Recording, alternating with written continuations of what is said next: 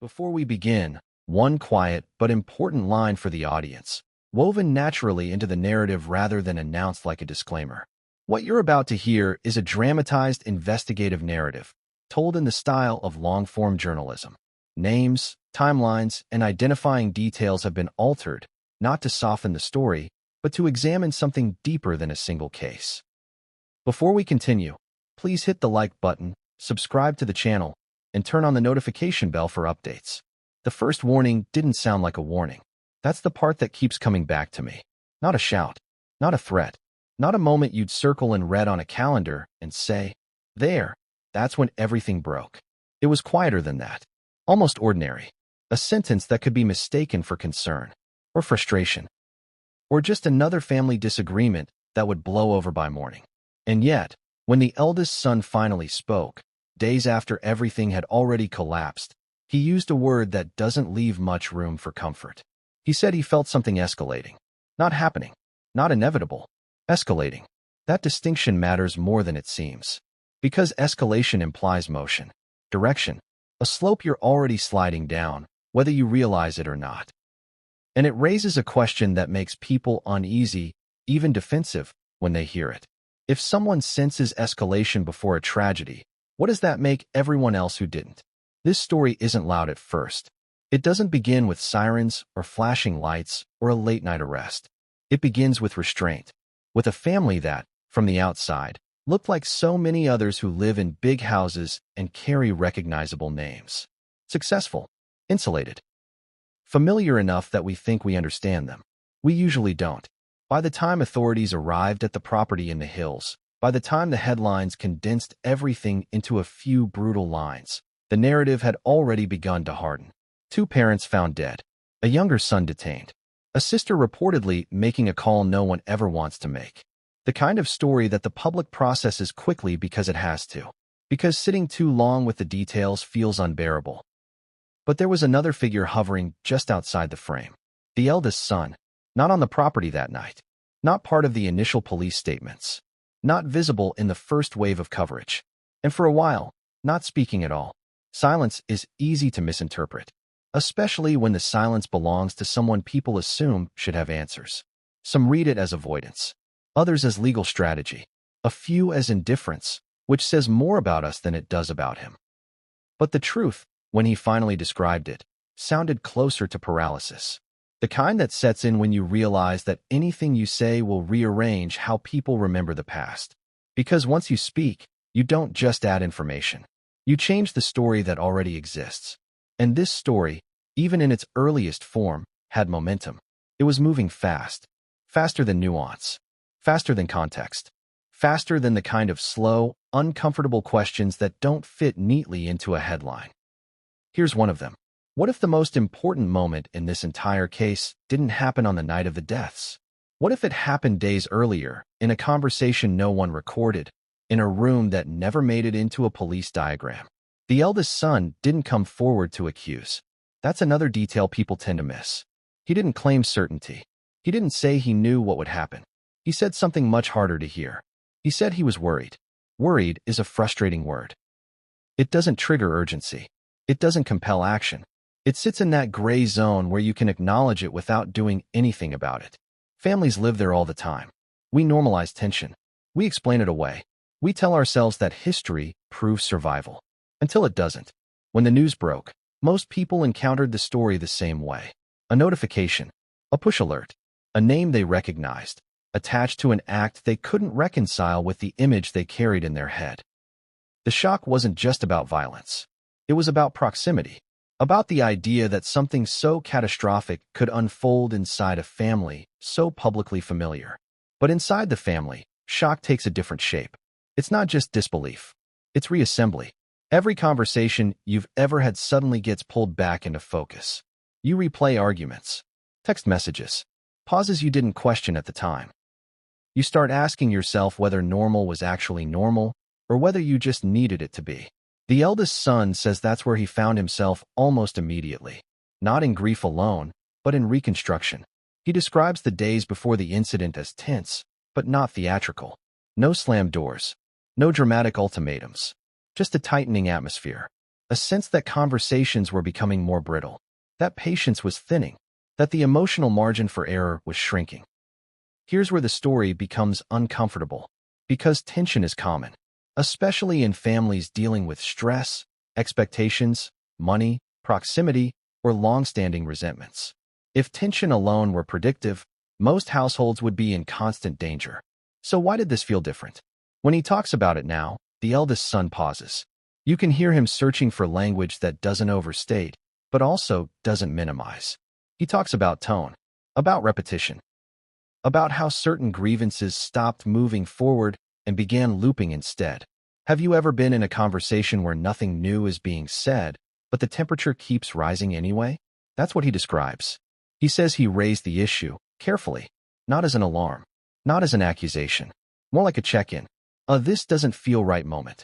The kind of thing families often handle internally, without escalation, because escalation feels like betrayal. And that's another contradiction worth sitting with. Families are often most reluctant to seek help when they sense trouble, not when everything is fine. The eldest son believed, at the time, that the tension would crest and recede, that whatever was building would find a release that didn't destroy anything permanently. He didn't use the word violence. He didn't imagine an outcome this final. He has been clear about that, but he also hasn't pretended that he felt at ease. There's a difference between not predicting something and not feeling safe about the direction things are moving. That difference is subtle, and after the fact, it's easy to erase. We tend to collapse everything into either foresight or ignorance. Rarely do we leave room for intuition that doesn't know what to do with itself. After the incident, that intuition became a burden. The eldest son says the hardest part of the silence wasn't the waiting. It was watching the public version of the story solidify, without the piece he knew existed but wasn't sure how to introduce. Because how do you say, "I was concerned," without sounding like you're trying to rewrite history? How do you say, "I sense danger," without being asked why you didn't act as if danger were guaranteed? Those questions don't just come from the outside. They echo internally, relentlessly. And then there's the timing. Days before the deaths. That phrase has power. It implies proximity without clarity. It invites speculation. It makes people lean forward. But it also compresses experience in a way that can distort it. Days before can feel like a lifetime or like a blink, depending on what fills those days. According to the eldest son, those days were filled with unresolved conversations and an uneasy quiet that followed them. The kind of quiet that doesn't calm you, but keeps you alert. He describes feeling as though everyone was waiting for something to give, without agreeing on what that something was. The night everything happened, he was elsewhere. That fact has been repeated so often it's almost lost its meaning. But absence has its own weight. It means learning about catastrophe from a distance. It means your first images are mediated. It means you don't get the shock all at once. It arrives in fragments. A call, a message, a headline you wish you could unread. By the time he arrived in the city, law enforcement had already taken control of the narrative space. Statements were being gathered. Decisions were being made. Lines were being drawn between before and after. And still, he said nothing publicly. Not because he had nothing to say, but because he wasn't sure what saying it would do. Would it help? Or would it simply redirect blame in a way that felt self-protective, even if it wasn't intended that way? Would it complicate an already unbearable situation? Or would it introduce the kind of nuance that gets flattened anyway? Silence, in that moment, felt like the only responsible choice. Until it didn't.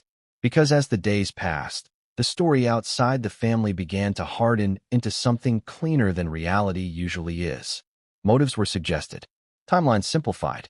Emotional complexity reduced to labels that fit neatly into segments and columns. And somewhere in that process, the idea of prior tension began to disappear. That's when the eldest son realized something important. If he didn't speak now, the version of events that excluded his warning would become permanent. Not because it was accurate, but because it was convenient. So he broke his silence. Not with a press conference, not with a manifesto, but with a measured statement that introduced a single destabilizing idea. That there had been a confrontation. Not explosive, not violent, but significant enough that it stayed with him. Significant enough that he remembered it clearly when everything else became noise. He didn't name villains. He didn't assign guilt. He described a moment of concern, and the feeling that followed it. And in doing so, he reopened questions everyone thought they'd already answered. If tension was present, how was it interpreted? If a warning was offered, how was it received? And perhaps most unsettling of all, how many warnings sound ordinary until it's too late to hear them differently? The eldest son says he isn't speaking to change what happened. He knows that's impossible. He says he's speaking because of what happens next. Because of the stories we tell ourselves about families in crisis. Because of the dangerous comfort of believing that tragedies come out of nowhere. They rarely do. They come from patterns, from repetition, from moments we don't label as critical because labeling them would require action. And as this story moves forward, one thing becomes increasingly clear. The confrontation he describes wasn't the end of something. It may have been the beginning. Why did he stay silent for so long? That's the question people ask first, almost reflexively, as if silence is always a choice made freely, as if it doesn't come with weight, pressure, consequence. As if speaking is the default state, and withholding words requires explanation. But in the days immediately after everything happened, silence wasn't absence. It was presence under strain. The eldest son didn't disappear. He was there, just out of view. On the phone. In conversations that never became statements. In rooms where people spoke carefully, measuring every sentence, aware that anything said might eventually be repeated, quoted, frozen. He describes those first days as surreal. Not because of shock alone, but because time behaved strangely. Hours dragged, then vanished. Mornings blurred into nights. The world outside moved at its usual pace, while inside the family, everything felt suspended, as if gravity itself had shifted. When something catastrophic happens, there's an assumption that clarity arrives with it, that the truth announces itself loudly, that roles become obvious. Victims, perpetrators, witnesses. But reality doesn't work that way. Especially not inside families. Inside families, everything overlaps. Grief collides with guilt. Love collides with fear. Loyalty collides with truth. And for the eldest son, silence became the narrow bridge between all of it. People assume silence means strategy, that it's calculated, legal, cold. But he says that wasn't it, at least not at first. He wasn't thinking about optics. He wasn't thinking about narratives. He was thinking about the people who were suddenly gone, and the people who were suddenly under scrutiny, and the fact that anything he said would ripple outward in ways he couldn't predict. There's a moment he describes, early on, sitting alone, replaying the last conversation he'd had with his parents. Not the confrontation he would later reference, but the one after it. The mundane one. The kind that feels insignificant until it's final. That's when the silence began to feel less like protection and more like pressure. Because memory doesn't stay still after a tragedy. It moves. It rearranges itself. Details sharpen or soften depending on where the mind lingers. And he worried constantly about that. About whether speaking too soon would lock his recollections into a version that hadn't fully settled yet. Have you ever tried to describe something important before you fully understood it yourself? Words come out wrong. Or too strong. Or too weak. And once they're out, you can't pull them back. So he waited. Not because he thought the story would improve with time, but because he knew it would harden without him. And that terrified him almost as much as speaking did. The family, what remained of it, was in a state of constant negotiation. Not arguments. Negotiations. About what to say? About who should say it. About whether saying anything at all would help or harm. These weren't strategic meetings with clear agendas. They were fragmented conversations, interrupted by emotion, by fatigue, by the sheer impossibility of agreeing on what responsible looked like in that moment. And hovering over all of it was the unspoken awareness that the public was already filling in the blanks. When stories like this break, people don't wait. They assemble meaning from whatever pieces are available. They project. They assume. They simplify. It's human nature, and it's amplified by distance. The further removed we are from a family, the easier it is to imagine their dynamics as linear, their conflicts as obvious. But the eldest son knew that wasn't true here. What he struggled with most wasn't the fear of being misunderstood. It was the fear of being too easily understood in the wrong way, of having his words slotted neatly into a narrative that didn't match the messiness he'd lived. If he said there had been tension, would that be interpreted as blame? If he said he'd been concerned, Would that be heard as hindsight masquerading as foresight? If he said nothing, would silence itself become a statement? That's the trap. Silence doesn't stay neutral for long. As days passed, questions began to reach him indirectly. Friends, extended family, acquaintances who didn't know what to say but felt compelled to say something anyway. Some were careful, others less so. A few asked outright why he hadn't spoken yet. He says those questions landed differently each time. Sometimes they felt accusatory, sometimes genuinely curious, but always heavy, because underlying them was an assumption he hadn't voiced but couldn't ignore. That as the eldest, he should have known more, done more, seen further. It's an expectation that rarely gets spoken aloud, but it shapes everything. The eldest child as early warning system, as emotional barometer, as quiet stabilizer. And when something goes wrong, the role reverses. The eldest becomes the one people look at and ask, how did this happen? He wasn't prepared for how quickly that question crept into his own thoughts. He began replaying moments not just from the days before, but from years earlier. Arguments that resolved, patterns that repeated, jokes that landed differently in hindsight. The human brain is ruthless when it wants to assign meaning. It will dig until it finds something that fits. But digging doesn't always produce truth. Sometimes it just produces noise. That's why the silence stretched on. Not because he lacked words, but because he had too many, and none of them felt stable enough to release into the world. Meanwhile, the public version of the story continued to streamline itself. Timelines were condensed. Motivations speculated about. Emotional complexity reduced to a handful of phrases that could be repeated easily. And slowly, almost imperceptibly, something disappeared from that version. The sense that this had been building. The idea that what happened wasn't an isolated rupture, but the culmination of unresolved strain. That omission bothered him more than he expected, because he wasn't trying to suggest inevitability.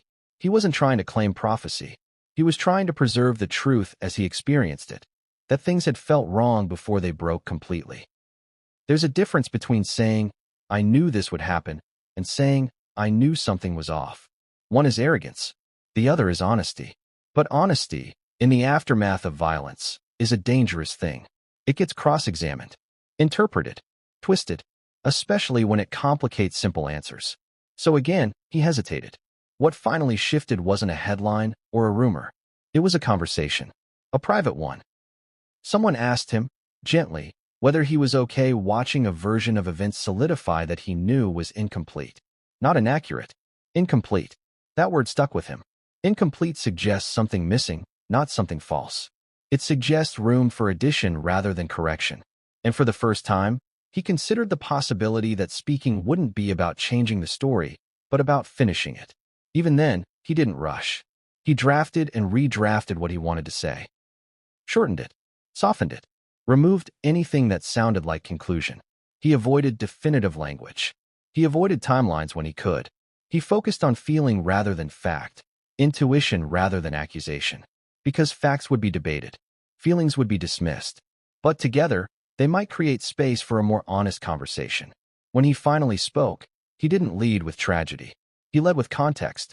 He didn't demand attention. He offered perspective. And still, the reaction was immediate.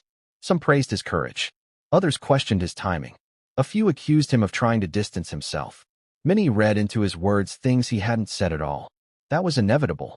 Once you break silence, you lose control.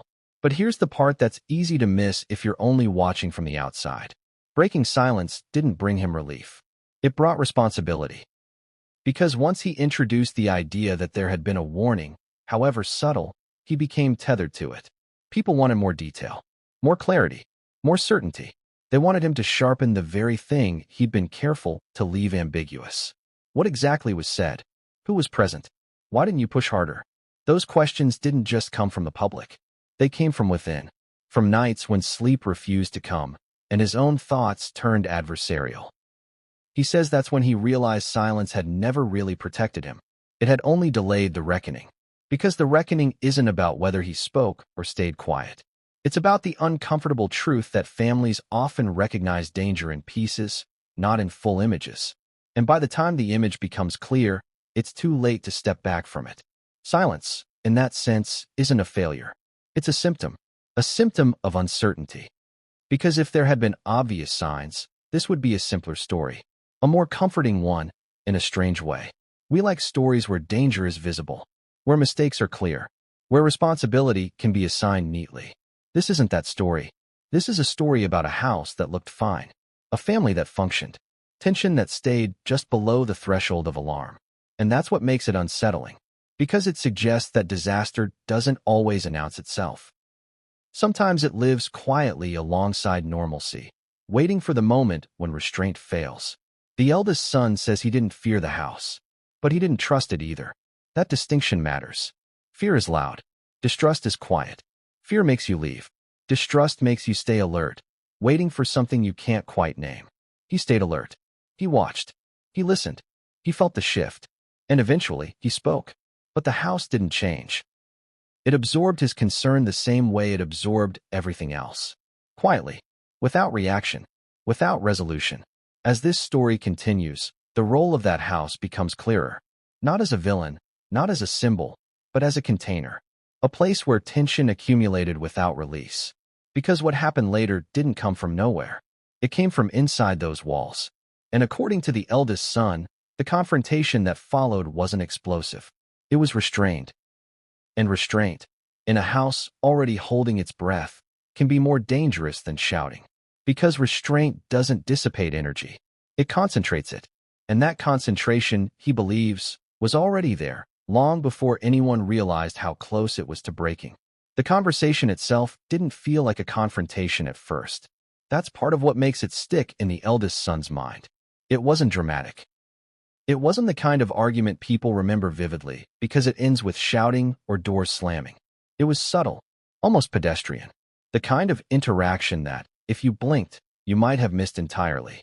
And yet, in hindsight, every pause, every careful word, every fleeting glance carried weight far beyond what anyone present understood at the time. He recalls sitting across from the person involved, the tension folded into ordinary sentences. Greetings, inquiries about daily routines, discussions of minor household matters. Yet the tone was off. The rhythm was off. And somehow, without anyone acknowledging it explicitly, a message was being sent. A warning wrapped in normalcy. A signal that something wasn't right. You have to pause here and think about that.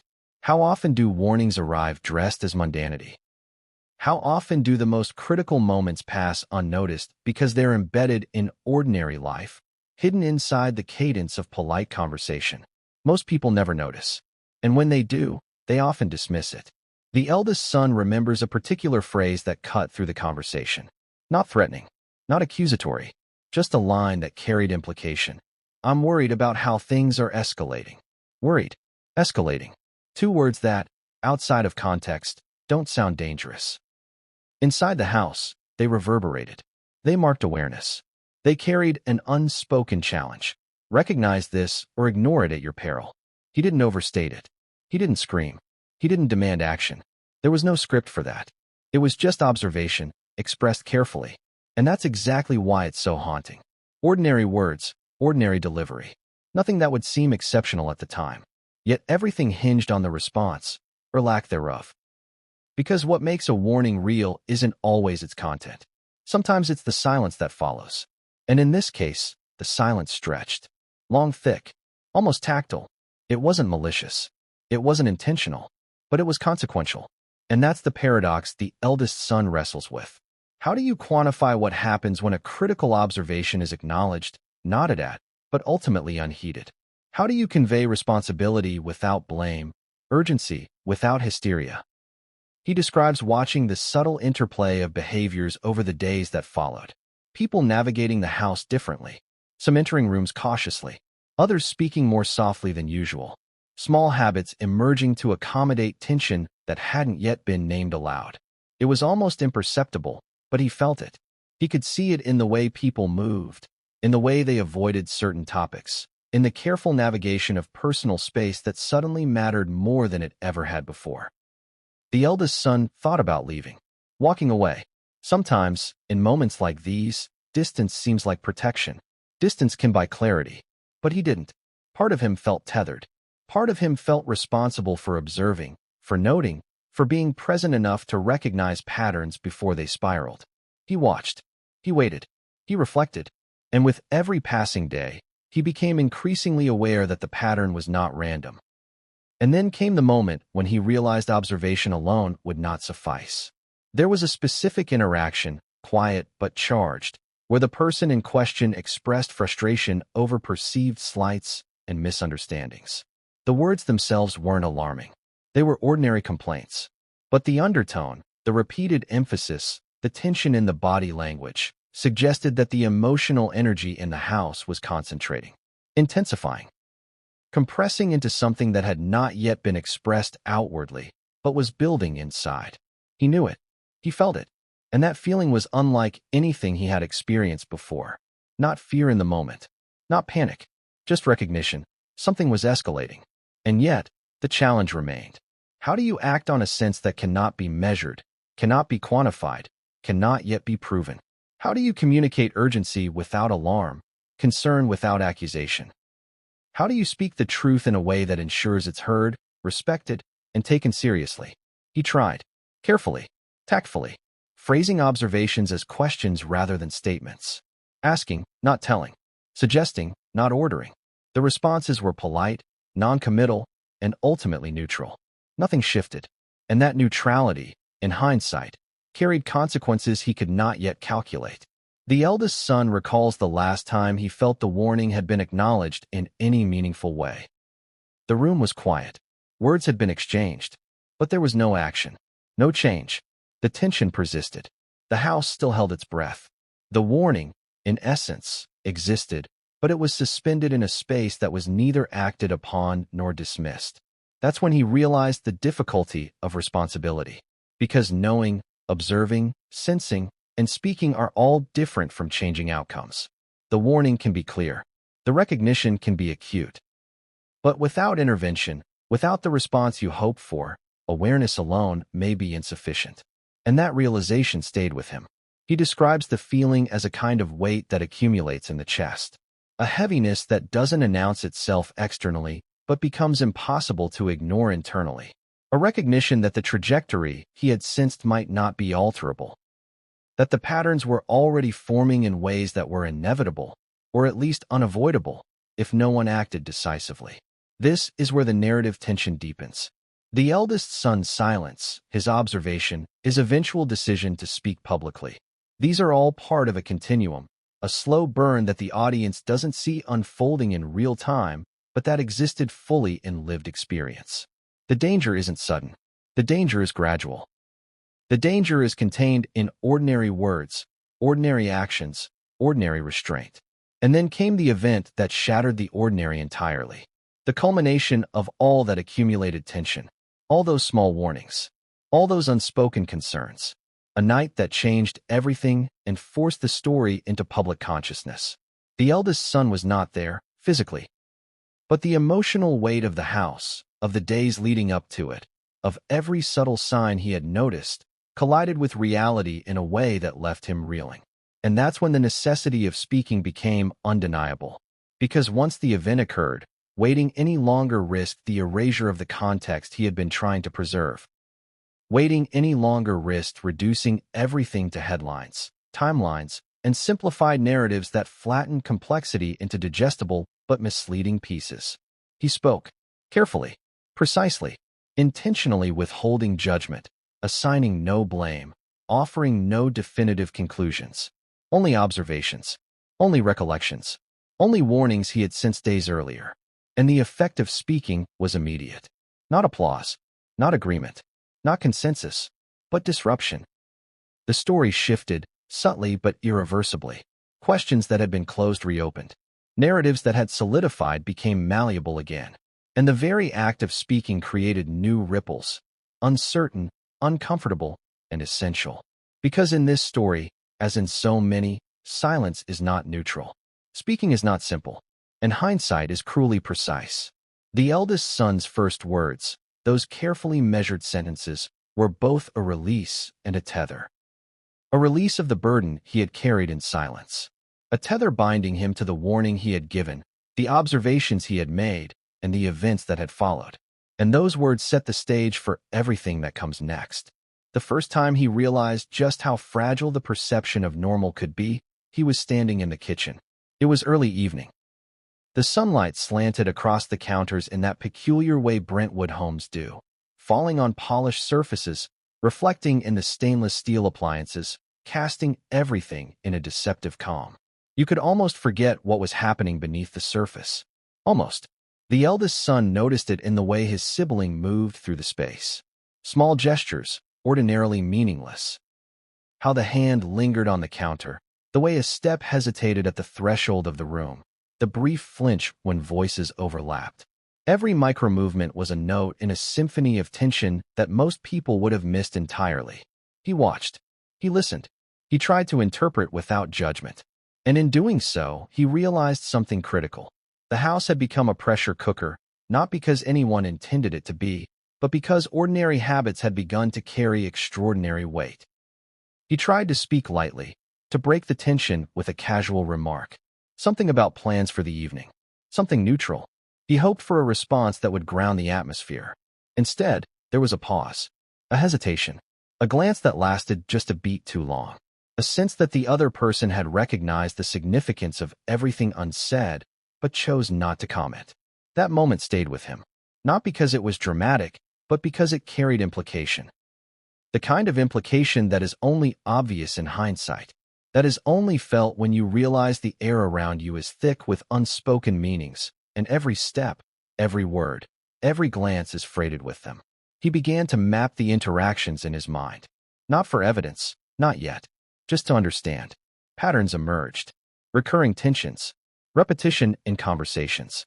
Fractures that seemed minor in isolation but, when viewed together, traced a line toward escalation.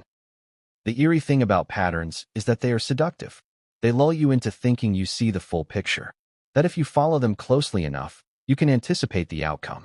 But patterns in families, especially families under strain, are deceptive. They suggest predictability where there is none, order where there is only accumulation, inevitability where there is chance. He spoke to no one that evening about what he was sensing.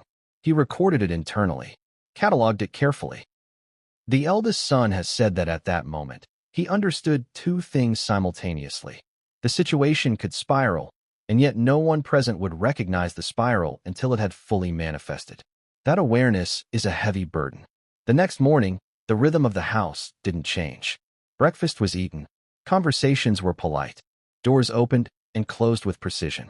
Every outward sign indicated a family functioning normally. And yet, inside, the quiet understanding remained. The balance was delicate, more fragile than anyone dared admit. He describes the house as if it had memory. Not conscious memory, not a villainous presence, but a repository of tension.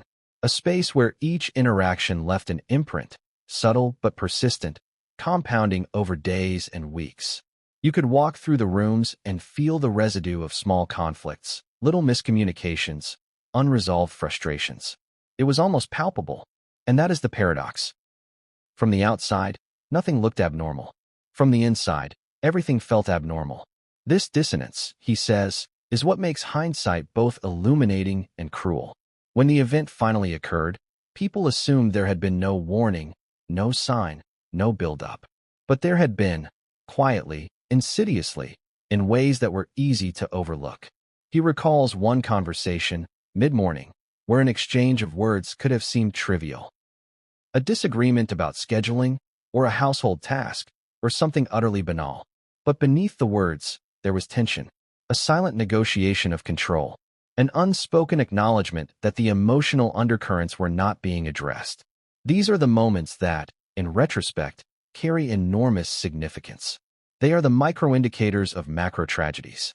And the eldest son, for reasons he couldn't fully articulate at the time, recognized them. Yet recognition did not translate into action. Not immediately. He hoped, perhaps naively, that normalcy would resume. That patterns, no matter how fraught, could revert to equilibrium. That the house, as it had for decades, would absorb the energy and distribute it harmlessly. It didn't. And that's the part that continues to haunt him. The realization that even awareness, keen, deliberate, patient awareness, cannot always alter the trajectory once conditions have been set. Later that day, another interaction occurred. A conversation in a room that, on paper, seemed ordinary. But the eldest son noticed subtle cues again: clipped tones, avoidance of eye contact, small irritations surfacing in speech that was otherwise controlled. He felt the tension increasing, almost imperceptibly, but he felt it. He tried again to speak lightly, to diffuse, to gauge reaction. The response was minimal, polite, neutral, noncommittal. And that is when he began to understand that subtlety was insufficient. That ordinary communication, restrained and careful, would not shift the energy in the room. He could sense the accumulation, and yet the mechanisms for release were absent. There was no confrontation, no argument, no explosion, just compounding tension. He has said repeatedly that this is often how domestic escalations unfold, not with a sudden incident, but with repeated, unresolved moments. Small misalignments, unnoticed or unaddressed. Words that are said and retracted, acknowledged and minimized. Gestures that are misinterpreted or ignored. A chain of ordinary interactions carrying extraordinary consequence. And he began to take stock of the moments he had witnessed, of what he could recall with certainty, of what he sensed but could not yet articulate. He cataloged them in his mind, day by day, until the event that would later draw public attention. Every detail mattered. Not as evidence, not yet, but as part of an understanding that, in his eyes, was urgent, because he understood that the eventual tragedy wasn't the first signal. It was the culmination of many small signals, all quietly ignored or misread. And as the hours passed, he realized he had a choice. He could remain silent, as he had before, letting the pattern continue unchecked. Or he could speak, carefully, measuredly, introducing the idea that there had been tension, that there had been concern, that escalation had been sensed. Speaking would not reverse events. It would not prevent what had already begun to unfold. But it could preserve the integrity of the story, the context of the warning, the nuance that might otherwise be lost in headlines and speculation. And he chose to speak. Not dramatically, not in anger, not in blame, but deliberately, precisely. And in doing so, he reset the narrative framework.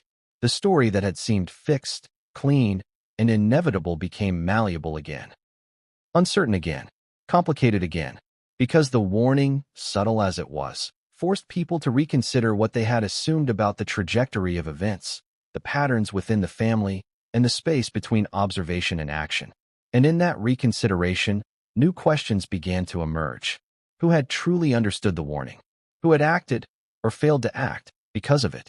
And what does it mean, in the aftermath, to carry awareness that could not prevent the outcome? The eldest son doesn't offer answers. He offers perspective. Perspective that is uncomfortable. Perspective that destabilizes. Perspective that forces the audience to reckon with the unseen dynamics that lead to visible consequences. Because this story is not about the moment of catastrophe alone. It is about the subtle, cumulative, invisible shifts that create the conditions for it. And according to the eldest son, that is where the true danger lies. Not in any one incident, but in the quiet accumulation of tension that no one fully recognizes until it is too late. The pattern of tension didn't stop at observation. It started to ripple outward, touching others in the household in ways that were almost imperceptible at the time. The eldest son noticed it first in small gestures. A sister who lingered longer in one room than necessary. A brother who spoke more sharply than he intended. Parents who repeated the same reminders not out of forgetfulness, but out of an increasing need for order. Every movement, every tone, every glance seemed calibrated, consciously or unconsciously, to maintain a fragile equilibrium. It's tempting to call these minor incidents insignificant, and in isolation, they might have been. But when placed together in sequence, they formed an invisible web, a lattice of concern and miscommunication. One slight misstep could, and eventually would, trigger a cascade that no one could control. He began to see it in the way people avoided topics, not because there was nothing to say, but because saying something might provoke conflict. Certain subjects, once discussed openly, had been neutralized, transformed into unspoken rules. This avoidance created its own pressure, and pressure, in enclosed environments, always seeks release. The eldest son recalls a day in particular when the patterns aligned in a way that made him uneasy. A conversation that seemed mundane at first, a discussion about scheduling, groceries, minor household maintenance, took on a tone that was off. Slightly sharper, slightly strained. Comments that were meant to be innocuous carried weight. A joke landed awkwardly, drawing silence instead of laughter. And in that silence, he felt the energy shift. He tried to recalibrate, speaking softly, attempting to ground the moment in normalcy.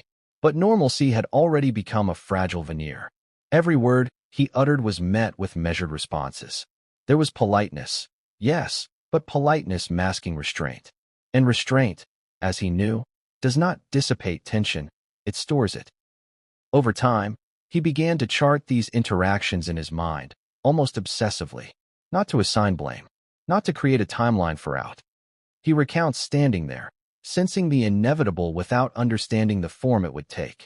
That recognition, he says, is uniquely disorienting. Not fear of an event, but awareness of the underlying dynamics that could lead to one. Understanding escalation without certainty. Feeling inevitability without clarity. And in that moment, he knew that the warning he had sensed earlier, the concern he had expressed in prior subtle conversations, had gone unheeded. Not maliciously, not intentionally, but through a combination of politeness, avoidance, and misinterpretation. He had done his part to signal concern. The responses had been insufficient, and the energy continued to build. The eldest son describes the final interactions before the escalation in stark terms.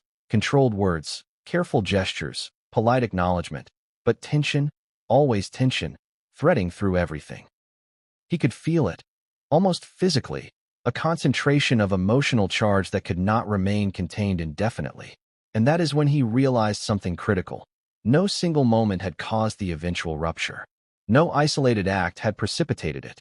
The escalation had been gradual, almost imperceptible, a lattice of small behaviors and interactions accumulating over time.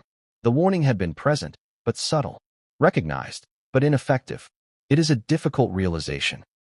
That ordinary families can harbor extraordinary tension, that ordinary moments can contain extraordinary signals, and that absence of dramatic signs does not equal absence of danger. The eldest son recounts feeling a weight of inevitability, not certainty of outcomes, but inevitability of pressure reaching a point where something would give. And when it did, he knew his observations, his warnings, and the subtle clues he had cataloged would all be recast through the lens of hindsight. Because hindsight simplifies. Hindsight removes subtlety. Hindsight converts cumulative nuance into singular cause and effect. And that is precisely what he sought to resist by eventually speaking. Yet even in speaking, he acknowledges ambiguity. Not every signal he observed could be fully articulated. Not every nuance could be captured. Not every pattern could be explained. And that incompleteness is part of the story. The part that challenges the audience, that demands reflection, that refuses the comfort of clean resolution. And as he stood in that room, in those quiet interactions before escalation, he understood the fundamental tension of his role: to observe, to recognize, to communicate cautiously, knowing that awareness alone could not prevent consequences. Because escalation, he realized, often moves independently of good intentions. Awareness does not equal control. Recognition does not equal mitigation. Politeness does not equal safety. And yet he remained present, watching, cataloging, reflecting, preparing, in his own way, for the moment when restraint would be insufficient. The day stretched on like any other, at least outwardly. The sun glinted across polished floors, birds chirped in the gardens beyond the walls, and mail arrived on schedule. Life carried the deceptive rhythm of ordinary households. But inside, the eldest son felt it. The subtle tightening of tension, the accumulation of unease, the pressure coiling quietly around each interaction. It was almost imperceptible to anyone else. A glance that lingered too long. A hand that hovered over a surface for a fraction of a second longer than necessary. A pause in speech that signaled more than words could contain. He had cataloged these signs over the previous days, weeks, perhaps months. Patterns emerged in loops. Conversations that repeated, disagreements that resurfaced, gestures that were recycled, and silences that thickened in ways that were almost musical in their predictability. Each micro-moment fed into the larger pattern, a lattice of emotional energy that had been compressing steadily, unnoticed and untreated. And that is what he realized most starkly. Escalation often does not announce itself. It does not arrive with alarms or outbursts. It moves invisibly, accumulating in small gestures, microaggressions, unspoken rules, and restrained frustrations. It builds momentum quietly, imperceptibly, until the system, any system, can no longer contain it. He describes a moment in the late afternoon that crystallized this understanding. A conversation that, to anyone watching from the outside, might have seemed innocuous. Discussing trivial household matters, offering a suggestion, a minor complaint. But the delivery carried the subtle charge of frustration, tinged with the weight of repetition. It was not dramatic, but it was significant. He tried to intervene, carefully, cautiously, not to accuse, not to dominate, not to control, but to reintroduce awareness, to hint at the pressure he sensed, to suggest consideration. He phrased questions instead of statements. He offered perspectives instead of judgments. But responses remained polite, measured, and ultimately neutral. Recognition without modification. Acknowledgement without mitigation. And the pressure continued to build. He realized, painfully, that awareness alone does not equal action. Recognition does not alter outcomes. Observation, even careful, deliberate observation, cannot always redirect a trajectory that is already forming. This realization weighed on him. It is the unique and isolating burden of those who see patterns before catastrophe. You understand potential consequences, you sense escalation, but you cannot stop the machinery quietly winding toward release. He recounts noticing other indicators in the behavior of family members. The sister lingering in one room longer than usual, a brother speaking with clipped tones, parents repeating instructions more frequently, all subtle signs of strain manifesting through habitual behaviors. Individually, each sign was negligible. Collectively, they formed an unmistakable lattice of tension. It's a paradox that he highlights repeatedly. The ordinary gestures that make a house feel lived in also amplify unaddressed pressure. Politeness and restraint, often interpreted as calm, serve as containers for tension. Neutrality and silence, frequently seen as benign, are accumulators of risk. And in that house, the lattice had reached a density that was difficult to perceive from outside, but impossible for him not to feel. He describes attempting a final intervention that afternoon, speaking softly, carefully, attempting to diffuse the building pressure, offering measured comments, trying to signal concern without accusation. And again, he was met with politeness, recognition without alteration, a nod, a yes, I see, the outward symbols of acknowledgement without actual impact on the underlying dynamics. That is when the realization fully sank in. Escalation does not require recognition to exist. Patterns continue to develop, even when observed. Warnings may be issued, subtle or explicit, but without intervention or change, tension grows regardless. Awareness is necessary, but insufficient. He recounts the sensation as almost tangible, a physical weight pressing through the house, threading through words and gestures, suspending moments in time until a release becomes inevitable. He felt it pressing against him, demanding attention, demanding action that he could not deliver. And then he saw it in motion. A minor argument resurfaced, small and almost inconsequential on its face, but with emotional weight attached from past repetitions. The words alone did not signify danger, but the energy surrounding them, the accumulated tension, the unacknowledged concerns, the subtle resentments, gave them a force they did not carry individually. He tried to speak again, to clarify, to mediate, to introduce perspective. But the responses, again, were minimal, neutral, polite, unable, or unwilling to engage with the underlying energy. The lattice continued to hold. The tension continued to accumulate. And he realized, in that moment, that the outcome was no longer dependent on any one person. The house itself, the patterns, the behaviors, all of it, had reached a tipping point. He describes this as a moment of resignation, not surrender, not panic, but understanding. Understanding that the warning he had sensed days earlier had existed, had been expressed, had been registered, but that it had not been sufficient to redirect the trajectory. And yet, there was still clarity in observation, still an imperative to witness, to record, to retain context, because the narrative that would emerge outside the house would inevitably simplify, remove subtlety, flatten patterns into singular causes, assign responsibility without nuance. The eldest son realized that by remaining observant and later speaking carefully, he could at least preserve the context of the escalation, the warning signals, the subtle cues, the restrained interventions that were otherwise at risk of being erased. Because the story, in its public form, would not capture the lattice of tension. It would not capture the accumulation of micro-moments. It would not capture the ordinary gestures charged with extraordinary consequence. And that understanding, he knew, was essential. He speaks now with precision and care, not to rewrite events, not to mitigate outcomes, but to reintroduce the subtleties that were present, that mattered, and that otherwise risked disappearing from the record. Because in families like this, escalation often does not shout. It moves quietly, invisibly, through the texture of ordinary life. And only those attuned, those paying close attention, notice it before the release becomes inevitable. And as he reflects on that afternoon, that quiet confrontation, and the subtle signals that threaded through it, he realizes the uncomfortable truth.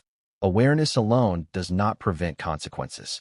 Observation does not equal action. Recognition does not equate to mitigation. And yet, in witnessing, in observing, in ultimately speaking, he preserves the nuance, preserves the context, preserves the subtle, accumulating tension that was critical to understanding what came next.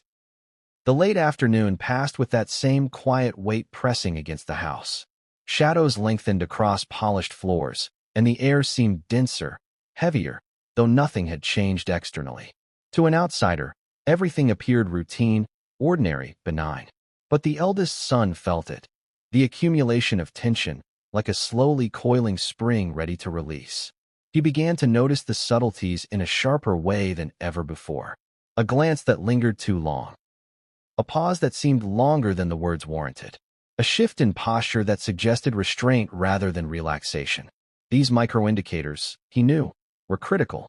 They were signals of the pressure building beneath the surface. And the house itself, he realized, had become a repository of this pressure, holding and reflecting it in ways no one fully recognized. He tried to introduce perspective again, casually, almost imperceptibly. Not to accuse, not to confront, but to gently observe, to highlight the weight he felt. But the responses he received were minimal, polite, neutral, carefully measured. Words without consequence. Acknowledgement without action. Recognition without intervention. And the pressure continued to accumulate. He describes the sensation as a kind of slow-motion escalation, almost invisible in real time, but glaring in retrospect. It was like watching water boil. Imperceptible at first, then suddenly rolling, simmering toward the surface. And he could feel it everywhere. In the tone of conversations, in the pauses, in the unspoken negotiations that threaded through the household. At one point, a minor disagreement about a trivial household matter surfaced. Ordinarily, such a disagreement would have been handled easily, without consequence. But now, embedded in the accumulated tension, it carried weight far beyond its content. He tried to intervene softly, guiding the conversation toward calm. But responses were minimal again. Politeness maintained the surface, but the underlying tension remained unresolved. He realized then a truth that would haunt him. Escalation is rarely dramatic in its early stages. It builds invisibly, through repetition, avoidance, restraint. Micro-moments that seem inconsequential individually become, collectively, a pressure that is impossible to contain. And he understood another truth. Warnings can be given, observed, and acknowledged, and yet fail to change the trajectory. Recognition is not intervention. Awareness is not prevention. Observation is necessary but insufficient. He recalls a moment standing in a hallway, observing minor interactions among family members. A sister lingering longer than usual in one room. A brother speaking in clipped tones. Parents repeating instructions or comments more often than usual. Small behaviors that, individually, seemed negligible, but collectively formed a pattern, a lattice of tension that had reached critical density. He also recognized a psychological burden, the weight of knowing escalation exists, of sensing it, but being unable to alter it. The helplessness of awareness when circumstances, patterns, and behaviors are largely beyond control. And the responsibility of witness, cataloging, reflecting, preserving the context for what comes next. Because the house itself had become more than just walls and floors. It had become a participant, a container of energy, an amplifier of emotional dynamics. The ordinary gestures, the restrained conversations, the careful politeness, all of it contributed to the accumulation of pressure. And by late afternoon, the eldest son sensed the inevitability. The release was approaching. The lattice had reached a point where minor actions or inactions could trigger outcomes that were disproportionate to their immediate cause. He could feel it in the cadence of speech, the movement through space, the almost imperceptible signs of fatigue and frustration. He reflects on the paradox. The very behaviors intended to maintain stability, politeness, restraint, neutral acknowledgement, had actually contributed to the concentration of energy. The silence, so often interpreted as calm, was in fact a repository for unexpressed tension. And that tension had only one outlet. He tried again to speak, carefully, deliberately, offering perspective, attempting to reintroduce awareness without accusation. But once again, he encountered neutral acknowledgement, recognition without mitigation, words that were heard but not acted upon. It was in this moment that he realized the limitation of intervention. Awareness alone cannot prevent escalation once patterns have entrenched. Even measured communication, careful observation, and subtle warning are insufficient when the conditions have been set. And yet, he remained present, attentive, observing, cataloging gestures, recording interactions mentally, noting patterns. Not for blame, not for proof, not yet for public recounting, but to preserve the narrative integrity of what was happening. The accumulation, the tension, the prelude to the events that would follow. Because once the eventual rupture occurs, the subtleties are erased. Headlines compress time. Observations flatten into generalizations. Politeness is recast as calm. Silence is reframed as ignorance. And what was once a lattice of tension becomes, in public perception, a singular incident. He understood this fully. And in that understanding, he recognized the necessity of eventual speech. Not to change what occurred, not to assign blame, but to preserve nuance. To ensure that the subtle accumulation of tension, the warnings unheeded, and the restraint that failed to release it were not lost in translation.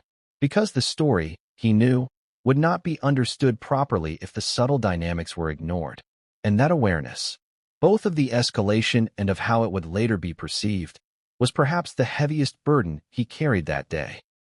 And as the evening approached, as shadows stretched longer across the floors and the house maintained its deceptive calm, he realized that the confrontation he had been preparing for, the culmination of tension he had been observing, was approaching. The lattice of energy had reached a density that could no longer be contained.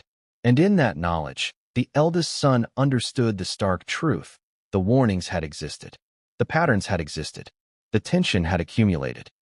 And yet, once release occurred, awareness alone would not be enough to alter the outcome. The evening settled over the house with an almost deceptive quiet. Outside, the last rays of the sun slanted across manicured gardens, birds roost in the trees, and neighbors were unaware of the storm brewing inside.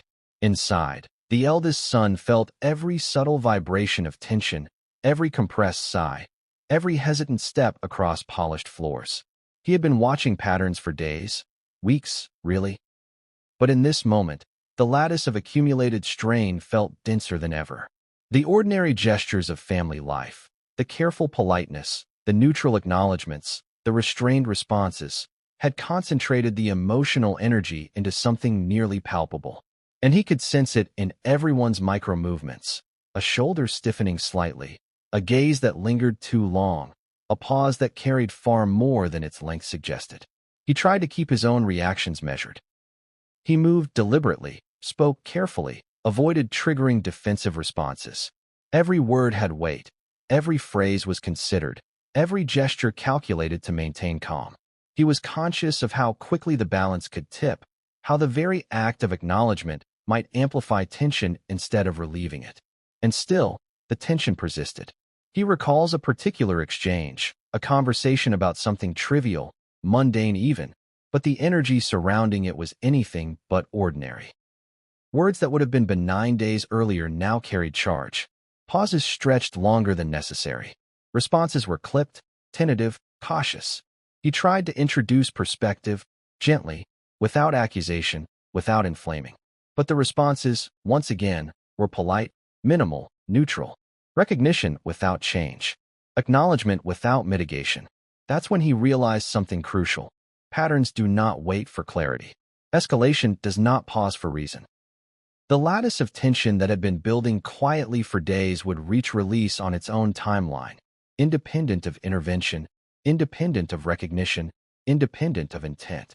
He began to feel the weight of inevitability, not certainty of outcome, not a sense of predestined catastrophe, but a recognition that the conditions for rupture had been met.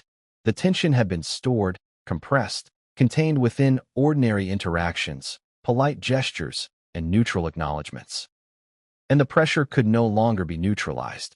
He describes the sensation almost physically, like a tightening in the chest, a slow compression of air around him, a gravitational pull towards something unavoidable. It was not panic. It was not fear. It was awareness, the acute understanding that subtle escalation had been occurring silently, invisibly, and now was reaching its tipping point. He reflected on previous interventions. Gentle reminders, careful phrasing, the subtle signaling of concern, all of it had been insufficient. Politeness had preserved calm at the surface, but had allowed the pressure to concentrate beneath it. Neutral acknowledgement had masked tension rather than diffused it. Recognition without action was powerless. And in this realization, he understood the cruel paradox. Awareness can illuminate patterns, recognize escalation, and identify risk, but it cannot prevent them all.